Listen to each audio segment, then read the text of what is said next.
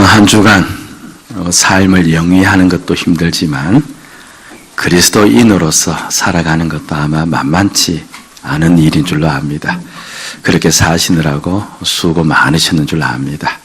우리 옆에 계신 분 인사하실 때 지난주 이어서 호칭을 조금 달리해서 천사집사님, 천사권사님 수고 많으셨습니다. 한번 그렇게 인사해 주시기 바랍니다.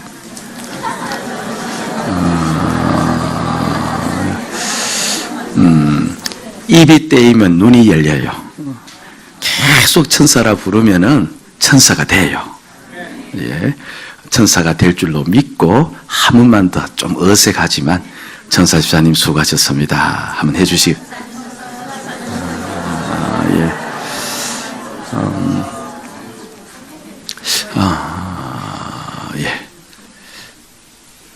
겸손하게 난 천사가 아닌디. 하나님께서 피곤한 몸 끌고 그래도 주님을 찾고 예배하기 위해서 나오신 오늘 이 시간 여러분들에게 반드시 안식의 은혜를 허락할 줄로 믿습니다. 아멘. 그 자신의 아들을 십자가에 죽게 하신 그 하나님의 자비하심, 우리를 불쌍히 여기는 그 긍휼함으로 우리는 구원을 받았죠. 그런 이제 우리들은 사람들과 어떤 관계를 가지고 살아야 되느냐, 그것에 대해서 이제 성경이 하나씩 밝혀주고 있는데, 먼저 같은 교회의 한몸된 성도들에게 대해서는 어떻게 우리가 관계를 맺어야 될까? 그렇게 했을 때 바로 그들을 세워주기 위해서 우리가 섬겨야 된다. 세워주기 위해서 섬겨야 된다. 그래서 옆에 계신 성도들과의 관계는 내가 그 사람들을 세워주기 위해서 있는 자, 세워주기 위해서 내가 돌보는 자, 그런 자로 있어야 된다는 겁니다. 옆에 계신 그 성도님들, 이제 또 말씀을 또 하자면 또 어색하니까요. 속으로 다짐을 한번 해보시기 바랍니다. 옆에 있는 성도님들을, 그죠? 바라보지 마시고 속으로 바라보시고, 당신은 횡재했습니다. 나 때문에 세워지니까. 그렇죠. 예. 바로 우리 성도와 우리와의 관계는 세우기 위해서 내가 여기에 있다. 그럼, 이제 사회에 가면 많은 사람들을 만나죠. 그런데 원수 같은 사람들도 있고 나보다 지위가 높고 낮은 사람들도 있는데, 그 사회에서 만난 사람들에게는 내가 어떻게 관계를 맺어야 되는가? 어떤 관계를 맺어야 되죠? 내가 복이 되어야 된다. 그들을 축복해주는 사람들이 되어야 된다. 그렇게 이야기하죠. 우리 여러분들 이 주님의 말씀 크게 붙잡고 어떤 사람들을 만나더라도 축복해주는 그런 사람 되시기를 주의 이름으로 축복을 드립니다. 자, 그러면서 이제 마지막 관계, 국가 안에 여러 다스리는 자, 권세 잡은 자들이 있는데 그들에 대해서는 우리가 어떻게 해야 되는가? 이제 그걸 성경에서 가르쳐 주고 있는 거죠. 국가에서 권세 잡은 자라니까 꼭 저 높은 관직을 가지고 계신 분들만 생각하는데 그렇지는 않아요. 공무원들도 나름대로 권세가 있지 않습니까? 도로 위를 지나다 보면 가장 권세 있는 사람은 누굽니까? 장관이 아니라 바로 교통경찰들입니다. 그렇죠. 그러니까 그런 권세 잡은 자들과 우리가 어떻게 관계를 맺어야 될까를 배우는데요. 사람의 눈으로 보면 이 권세자들 중에 훌륭한 분도 계세요. 참 존경이 마음에서부터 우러나오는 분도 계시지만, 반대로 이 독버섯과 같은 분들도, 이 독버섯과 분하고 이게 매치는 안 되는데, 여하튼 그런 분들도 있을 수 있어요, 없어요? 너무 큰 소리로 대답하니까 제가 또 부담이 됩니다. 예, 그렇죠, 있죠. 예. 정말 부도덕하고 비인간적이고 사욕만을 채우려는, 그래서 그 자리에 앉아 계신 분들이 없잖아 있습니다. 근데 그 모든 자들에 대해서 어떻게 해야 되는가 했을 때 13장 1절에서 가르쳐주고 있는데, 우리 성도님들이 본문을 보면서 한번 답을 해보시기 바랍니다. 어떻게 하라고 하죠? 예, 각 사람은 위에 있는 권세들에게 어떻게 하라? 복종하라는 거죠. 너무 지나치다는 생각이 들지 않아요? 아니, 존경이 가면 되는데, 존경은커녕 저 사람은 오히려 그렇죠. 이 해악을 끼치는 사람들인데 그들에게 복종하라. 이 어안이 벙벙한 말씀이 아닐 수가 없습니다. 그래서 오늘 이 부분을 우리가 좀 보려고 하는데요. 이 복종하라는 말의 헬라어 문자적 의미는 그 위로 올라가려 하지 말고 아래에 거하라는 뜻이에요. 다시 한번 이야기하면 그 위로 올라가려 하지 말고 아래에 거하라. 바꾸어 말하면 위에 있는 사람을 인정해 주어라는 뜻입니다. 1등 시인자는 빨리 볼펜을 잡고 그 옆에다가 복종 옆에다가 그렇게 표시를 해두는데, 예, 위에 있는 사람을 인정해 주라. 이것이 헬라어 문자적 의미예요. 이 복종이란 개념과 약간 차이가 나요. 복종은 그들이 명령을 하면 우리가 전부 다 어떻게 해야 돼요? 따라야 되는 같은 그런 느낌이 들지만, 그러나 인정한다는 말은 그것과는 조금 다르다는 것을 알 수가 있겠죠. 그래서 오늘 이 시간 말씀을 들을 때 문자적 의미, 그 사람을 인정해 줘라는 그 의미로 해석을 해서 제가 여러분들에게 이 말씀을 전해드립니다. 왜 그들을 인정해 줘야 되는가? 아니, 참 저 자리에 올라가지 말았으면 좋을 사람인데 왜 그들을 우리가 굳이 인정해 주어야 되는가 했을 때 13장 1절에서는 뭐 간단하게 이야기를 합니다. 왜 인정해 주어야 된다고 이야기합니까? 예, 그 모든 권세가 다 어디에게서 나왔다? 하나님에게서 나왔고 하나님이 정해 주셨다는 것이죠. 이해가 안 될 수가 있어요. 지난번 하나의 예의죠. 예천 군 의회 의원들입니까? 그 외국에 가서 좀 부끄러운 일을 하고 돌아와서는 또 반성도 하지 않고, 그래서 매스컴을 통해서 한창 이 소란을 좀 피운 적이 있습니다. 아니, 그들에게 준 그 권세가 하나님에게서 왔다. 하나님이 그 권세를 정해서 주었다라고 하니까 여러분들이 납득이 돼요? 벌써 인상이 납득이 안 되는 표정이에요. 네, 예. 그렇죠. 그런데 성경은 그렇게 이야기를 해요. 놀랍게도 우리 주님께서도 똑같은 말씀을 하시는데, 물론 성경 말씀도 주님 말씀이지만, 이제 빌라도가 예수님을 이제 십자가에 못 박기 위해서 재판할 때 빌라도가 이렇게 이야기를 해요. 총독이, 내가 너를 놓을 권한도 있고 십자가에 못 박을 권한도 있는 줄 너 알지 못하느냐. 그러자 예수님께서 대답을 이렇게 했습니다. 위에서 너에게 권세를 주지 아니하셨더라면 나를 택할 권한이 너에게는 없었다. 그러니까 자기를 십자가에 못 박아 죽이려는 빌라도의 그 권세도 우리 주님은 누가 주셨다? 하나님이 주셨다라고 이야기를 하죠. 그러니까 모든 권세는 하나님께로부터 왔음을 우리가 먼저 믿으니까, 하나님을 믿고 예수를 나의 주로 믿으니까 그렇게 인정을 해 주어야 돼요. 하기 싫더라도 인정을 해 주시기를 바랍니다. 아멘. 인정해 주셔야 돼요.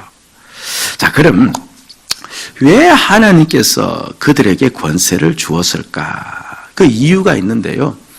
먼저는 그들을 도구로 해서 하나님의 역사를 만들어 가기 위함이에요. 이 위정자들, 이 권세 잡은 자들, 공무원도 포함되어지겠죠. 우리 안에도 그런 공무원도 있을 수 있는데, 이 위정자들을 어떻게 부르는 거 하니까 그냥 우리가 말씀에 집중하기 위해서 한번 대답해 보시면 좋겠습니다. 4절입니다. 어떻게 그들을 불러요? 4절 말씀 보니까 하나님의 누구라고요? 사역자라, 그렇게 이야기하죠. 그럼 6절 또 말씀 보니까 그들을 어떻게 부릅니까? 하나님의 일꾼이라는 겁니다. 지금 모든 권세 잡은 자들, 사실은 폭넓게는 오늘 저와 여러분들도 포함되어져 있어요. 집에 가면 가장으로서의 권세가 있고, 회사 가면 직급의 권세가 있지 않습니까? 그러나 여하튼 모든 나라의 권세자들을 향하여서는 하나님의 사역자, 하나님의 일꾼이라 그렇게 부른다는 겁니다. 그렇죠. 예. 그래서 여러분이 동사무소에 가서 무슨 이제 서류 하나 떼려고 앞에 대기하고 있을 때 앞에 그 서류 떼주는 사람을 바라보면서 어떤 시각으로 바라봐야 된다는 거예요? 저기에 누가 앉아 계시다? 하나님의 사역자가 앉아 계시다라고 바라보아야 된다는 거죠. 예. 실제로 하나님께서 친히 그렇게 이야기도 하셨는데요. 이스라엘이 이제 바벨론의 포로로 이제 끌려갔죠. 하나님께서는 그 포로 생활이 70년이면 끝이 난다라고 예언의 말씀을 해놓았습니다. 그런데 그들이 바벨론의 포로 생활을 하고 있을 때 70년이 되기도 전에 그만 그 바벨론이 페르시아라는 나라에 의해서 먹히고 말아요. 바사라고 나오는데 그 페르시아가 이제 포로로 잡혀온, 바벨론 포로 잡혀온 그 이스라엘 백성들을 이제 뭡니까? 자신들의 이제 포로로 그렇게 잡고 있는 그때에 그 페르시아 왕 중에 고레스 왕이란 자가 70년이 된 그 즈음에 이스라엘 백성들을 전부 다 불러서 칙령을 내려요. 너희들 이제 고국으로 돌아가도 된다. 근데 그냥 돌아가면 섭섭하니까 너희들 다 하나님을 섬기는 백성이니까 아마 성전을 중심으로 해서 섬기는 걸 내가 알고 있는데 성전 지을 재료를 내가 다 주마 하면서 그들 손에 성전 재료까지 쥐어서 돌려보내는데 그럼 그 고레스 왕이 뭐 하나님의 계시를 받고 하나님을 경외했느냐 하면 그게 아니고 다만 자기의 정책, 자신의 정치를 펴다 보니까 그렇게 한 거예요. 근데 결국은 누구의 뜻을 이루어버린 거예요? 하나님의 뜻을 이룬 거죠. 그 권세가, 고레스 왕의 그 권세가 하나님이 사용하신 도구가 되어서 사용되어졌는 겁니다. 그렇죠. 그러니까 하나님의 역사를 만들어가기 위한 도구로서 권세를 주었다는 거죠. 근데 때로는 이제 이해할 수도 없는 일들이 있어요. 그냥 우리가 교과서에서나 배우지만 그 히틀러 같은 지도자 있잖아요. 유대인들 600만 명을 학살했다죠. 600만 명. 유대인들이 보기에 히틀러는요, 악마예요.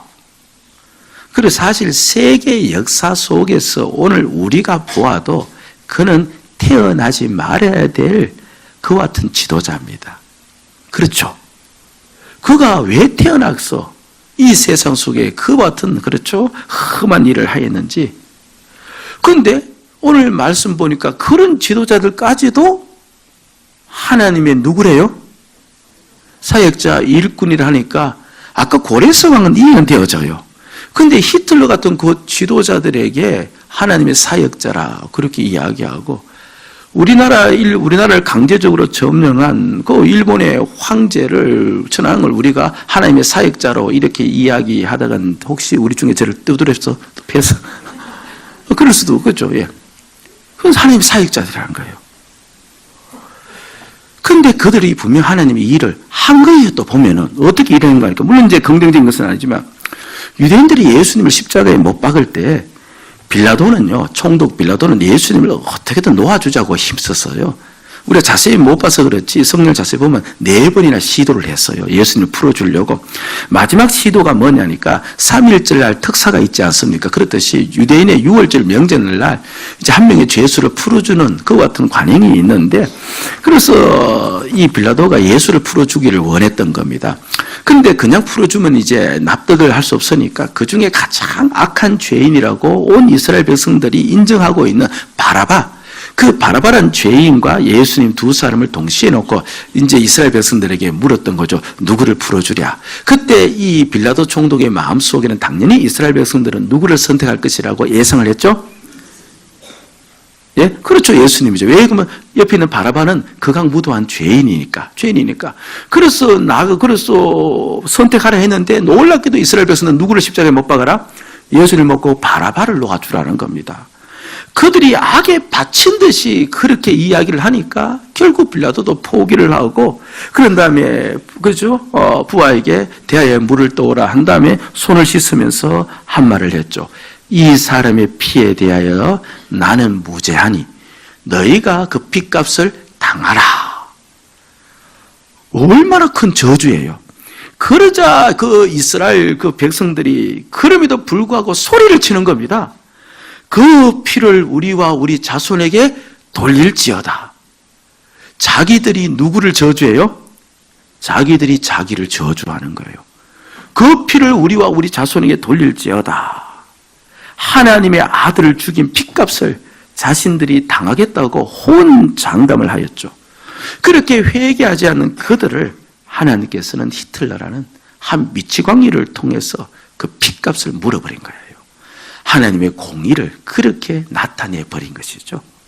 그러니까 치가 떨리고 악마 같은 존재일지라도 그것 또한 하나님의 사역 속에 들어가 있었던 거예요. 그 이재철 목사님이라는 유명한 분이 계시는데 그분의 설교집을 보면 중국에서 이제 목회를 하신 김성하라는 목사님의 이야기가 실려 있어요. 그분이 이제 1987년도에 이제 장신대에 와서 이제 설교를 하셨는데 그 설교 중에 이런 말씀을 하셨대요. 이 모택동이 이제 중국 전체를 통일하고 40년 동안 철군 정치를 펴면서 교회를 전부 다 폐쇄시켜버리고 그리스도인들을 박해했다는 겁니다. 우리보다 중국에 먼저 복음이 들어갔거든요. 그래서 중국에 사실 교회가 많았어요. 그런데 그 공산주의, 사회주의를 표방하는 그들에게 이 교회라는 것은 있어서 안 될 그와 같은 건물 존재들이지 않습니까? 그래서 모든 그리스도인들을 전부 다 박해하면 교회는 전부 다 무너뜨려 버리는, 그때 믿는 사람들의 마음속에는 그런 일을 갑자기 당하니까 당연히 의문이 들죠. 하나님이 어디 계시냐?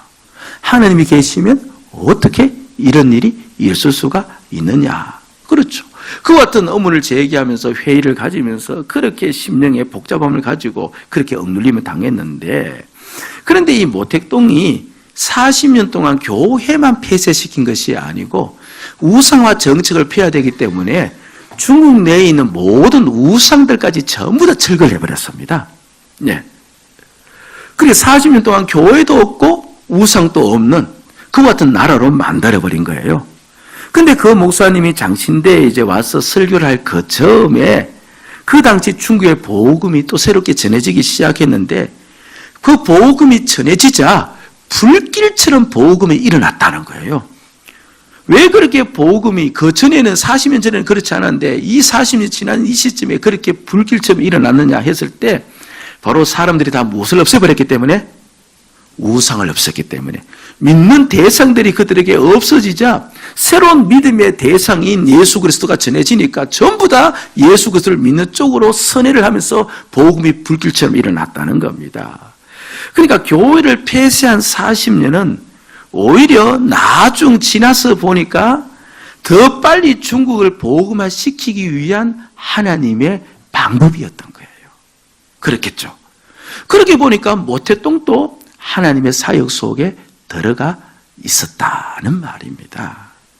우리는요, 이해할 수 없을 때가 참 많아요. 그러나 세상의 권세자들을 도구로 하나님께서는 역사를 만들어 가세요. 하나님이 온 우주의 정치, 그리스도 예수께서 정치하시는 줄로 믿으셔야 돼요. 그리고 그 권세를 누가 주셨다는 거, 이 땅의 권세를 하나님이 주셨다. 그 믿음으로 우리가 이제 그들을 바라보니까 그 권세를 인정하지 않을 수가 없는 거예요. 그래서 그 권세를 어떻게 주어라? 인정해 주어라. 그렇게 이야기를 하는 겁니다.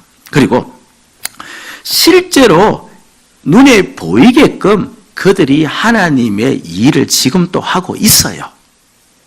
우리가 보기에는 영 그렇죠, 비판밖에 들을 수밖에 없는 그들일지라도 분명히 명백히 하나님의 일을 하는 것이 있습니다. 지금 또 그게 뭐냐니까 4절에 나와요. 4절 같이 한번 크게 읽도록 하십시다. 시작. 그는 하나님의 사역자가 되어 내게 선을 베푸는 자니라. 그러나 내가 악을 행하거든 두려워하라.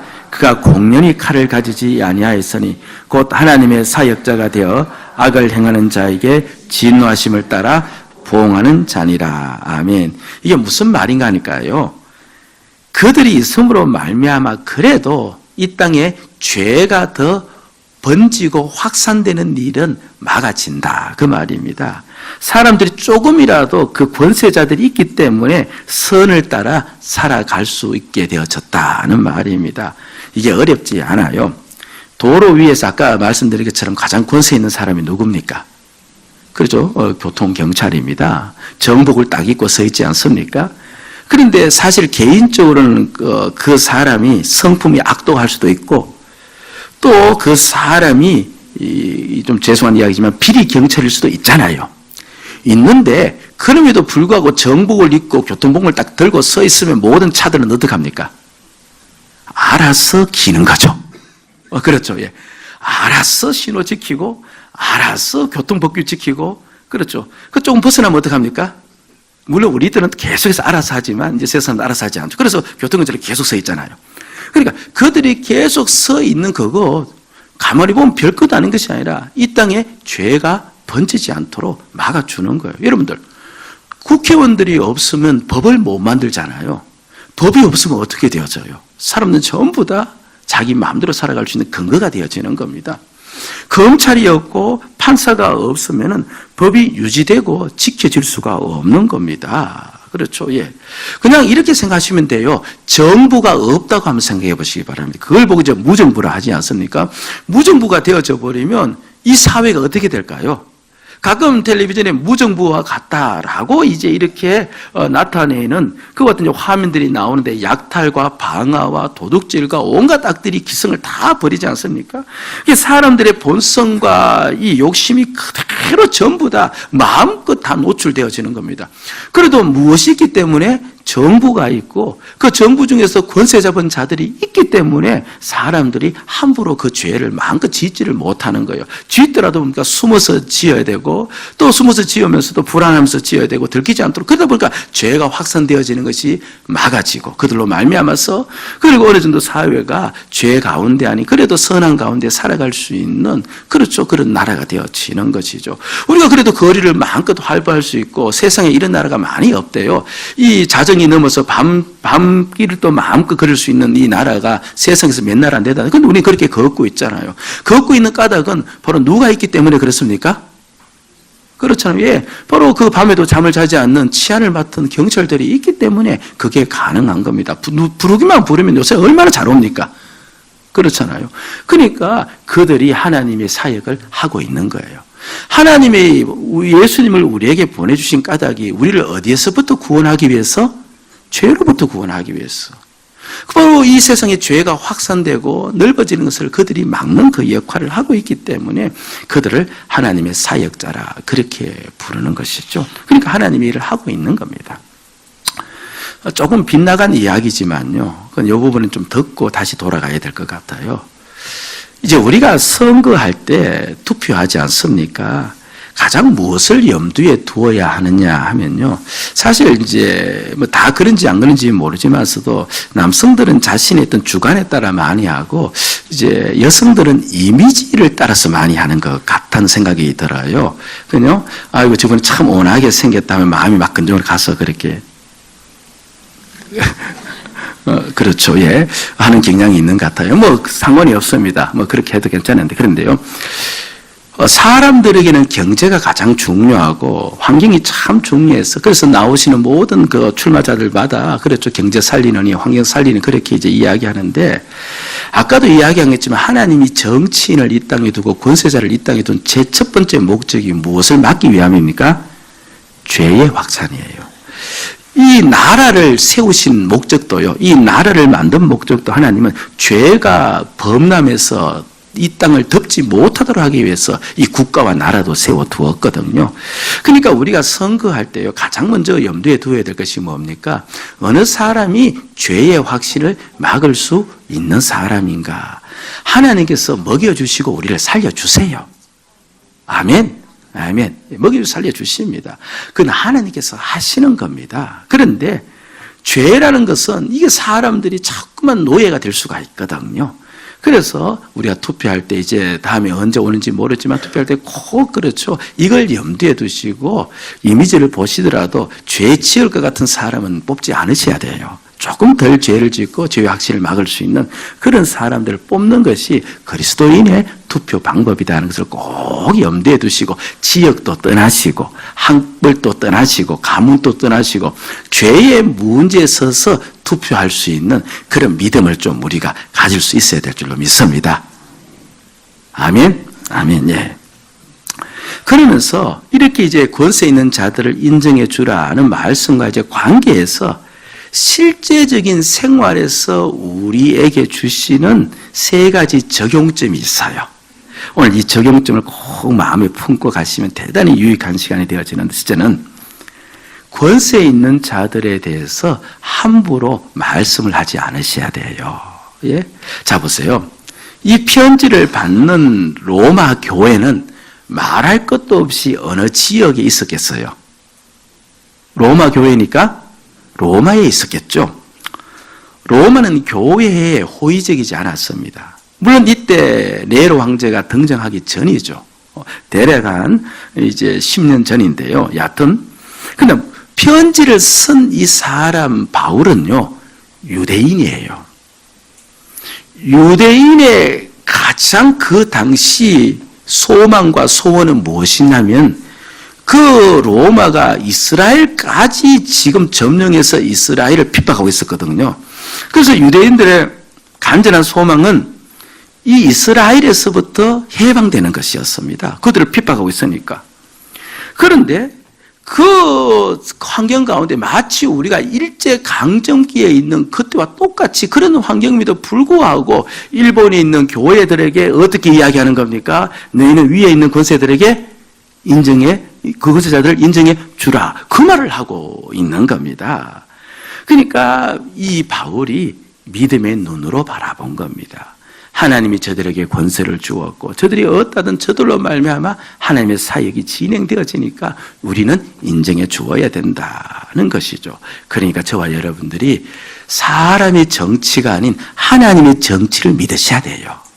그 정치를 믿고 우리의 지금 곁에 서 있는 모든 그 정치인들 또 권세자들에 대해서 우리가 말씀을 함부로 하지 않으셔야 됩니다. 막말을 사용해서도 안 되고요. 그들을 함부로 판단해서도 안 되고 함부로 비방해서도 안 되고, 왜냐하면 일단 막말과 함부로 그들을 흉보고 비판하는 그때부터 우리 또한 그 속에서 죄를 짓는 삶을 살기 때문에 영적으로 유익한 것이 하나도 없죠.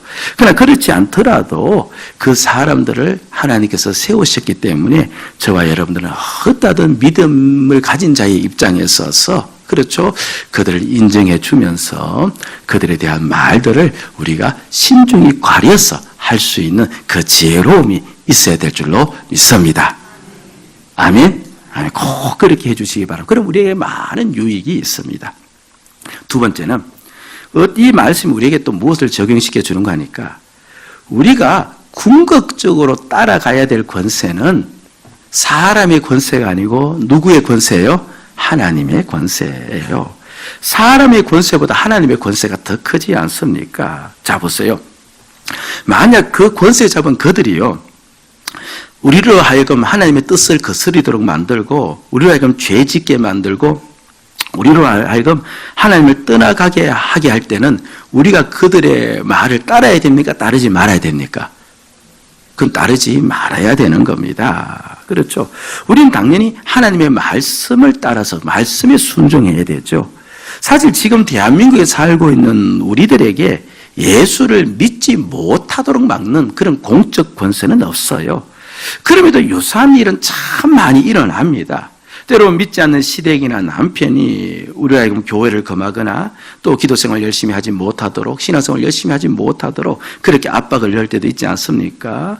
그럴 때 이제 많은 아내들은 남편의 말의 권위를 인정해주고 또 시댁의 말의 권위를 인정해주면 그것이 화합하는 길이라 여기면서 그쪽으로 이제 가는 경향이 있는데 그것은 하나님의 권세를 잊어버린 거예요.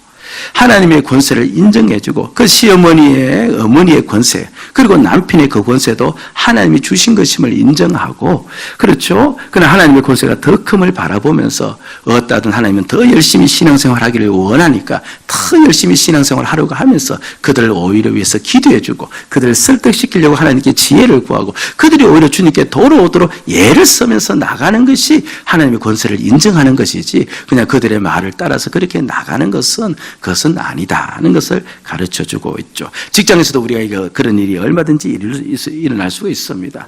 사실 다니엘 같은 경우가 그렇죠. 그 신하로서 왕 밑에 있을 때 그 왕이 그 자신의 신하 다니엘에게 이야기했잖아요. 기도하지 말라고. 그러자 그럼에도 불구하고 그것은 하나님의 권세 위를 능가하는 그 말이기 때문에 그 다니엘은 결국 하나님의 권세를 따라서 그 왕 앞에까지 가서도 왕이 보는 앞에서도 기도하면서 하나님의 권세를 따르죠. 그러나 결국 권세는 하나님이 가졌기 때문에 하나님의 권세를 따르면 반드시 하나님께서 그 삶을 책임져 주세요. 아멘. 저와 여러분들이 궁극적으로 따라야 될 권세는 하나님의 권세이다 하는 겁니다. 두 번째 적용점이죠. 그리고 마지막 세 번째 적용점이 뭐냐니까 우리 또한 권세자임을 아셔야 돼요. 우리 또한. 그리고 우리 또한 권세자이기 때문에 우리가 해야 될 가장 중요한 일은 무슨 일입니까? 죄의 확산을 우리가 막아야 돼요. 자, 보세요. 남편에게 집에 가면 저는 가장의 권세가 있죠. 권세가 있습니다. 여하튼 교과서적으로 있는지 명문적으로 있는지 모르지만 여하튼 가정의 권세가 있어요. 있고 그리고 부모들에게는 부모의 권세가 있죠. 자녀들에게 있죠. 회사에 나가면 내가 가지고 있는 직급에 따른 권세가 있습니다. 내가 과장이면 과장의 권세가 있고 그 위에 또 있는 위치면 그 위에 있는 권세가 있습니다. 그렇잖아요. 그리고 사업하시는 분은 분명히 하청업자에게 자신도 하청이면 또 다른 하청업자에게 자신의 권세를 가지고 있어요. 그러니까 우리 모두가요 각자가 서 있는 위치에서 권세를 가지고 있는 권세자임은 분명합니다. 그렇다면 우리가 해야 될 첫 번째 일이 뭐냐니까 어디든 나로 말미암아 죄가 확산되지 않도록 막아야 돼요. 부모인 나로 말미암아 자녀에게 무엇이 확산되지 않아야 된다? 죄가 확산되지 않아야 돼요. 가정인 나로 말미암아 우리 가정이 죄가 확산되지 말아야 되고 그리고 내가 그 회사에서 직급을 가진 나로 말미암아 죄가 더 확산되지 않도록 막아야 되는 겁니다. 지난주 목사님 한 분이 이제 군대에서 사수에게 많이 맞았다는 이야기를 제가 드렸습니다. 그렇죠. 그 사수를 잘못 만나서 그런지 하여튼 사수가 그렇죠. 교회 간다고 때리고 돈 안 바친다고 때리고 갑자기 나타나서 자기를 조롱한다고 때리고 하여튼 늘 핑계를 대면서 그를 때렸다고 그렇게 이야기하지 않습니까? 그렇게 많이 맞았는데요. 그런데 자신의 바로 위에 상급자 중에 한 사람이 있었대요. 그 사람은 성품도 참 좋답니다. 그리고 나름대로 이제 반듯하게 자란 사람인데 그런데 바로 위에 자신의 상급자도 자신을 때리더래요. 그 반듯한 사람이, 성품 바른 사람이. 왜 때리냐? 그렇게 나중에 알고 보니까 자기도 사수에게 워낙 많이 맞았어. 때리지 않으면 안 될 것 같아서 때렸대요. 그럴 수 있겠어요? 없겠어요? 있겠죠. 부모에게 너무 많이 맞은 자녀들이 나중에 자신의 부모가 되어지면 또 뭡니까? 그 일을 똑같이 행할 수가 있듯이 그렇죠. 그렇게 성품 좋은 사람, 그렇게 반듯한 사람이, 그렇죠. 알코올 중독자의 길을 걸어가듯이 부모의 영향을 따라서.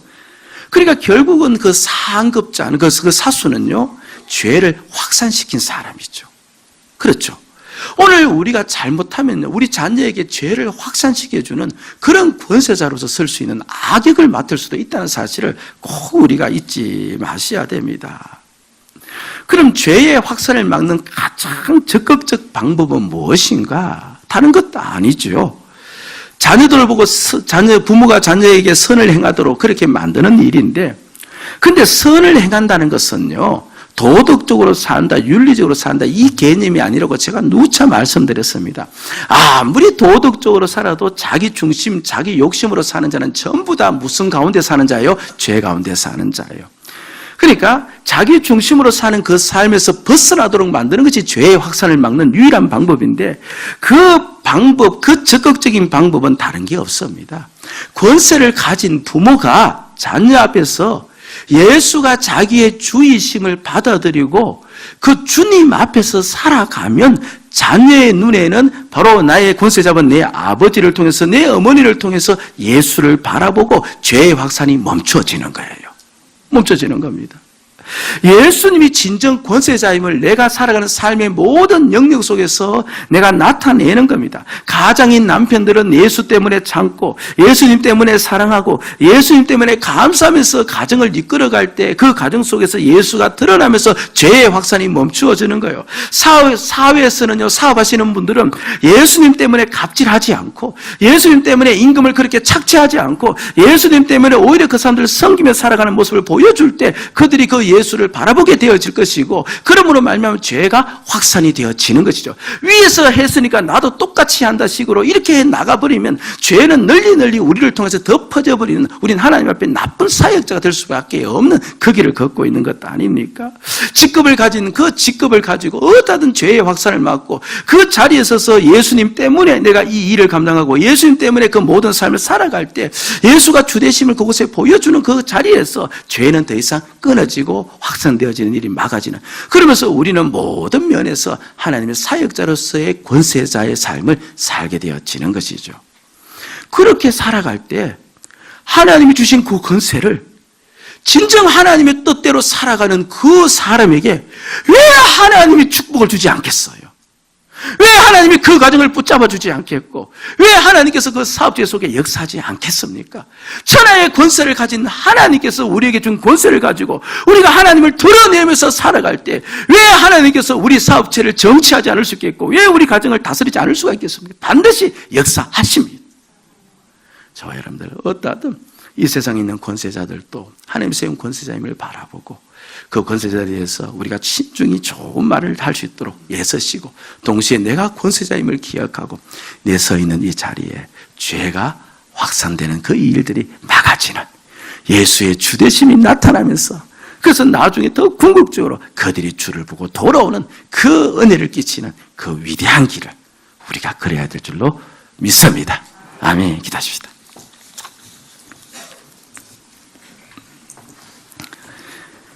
자, 우리 들었던 말씀을 붙잡고 잠깐이지만 같이 한번 기도합시다.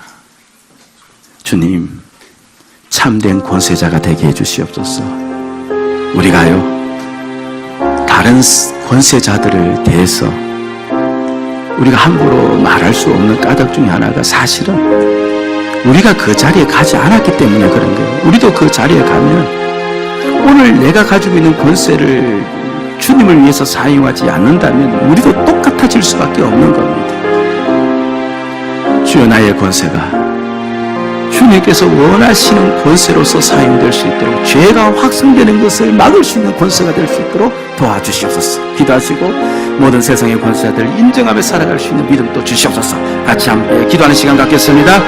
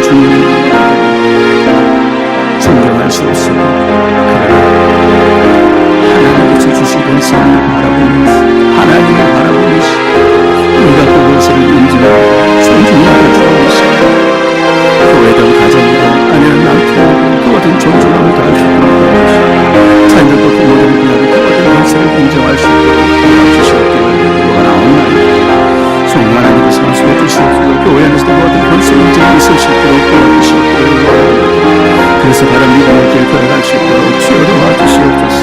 우리를 악으로부터 지켜주시옵고 거짓으로부터 우리를 지켜주시옵기를 원하옵나이다. 하나님 아버지, 우리가 서 있는 것 모든 자리에서 죄의 확산을 막아질 수 있도록 도와주시옵소서.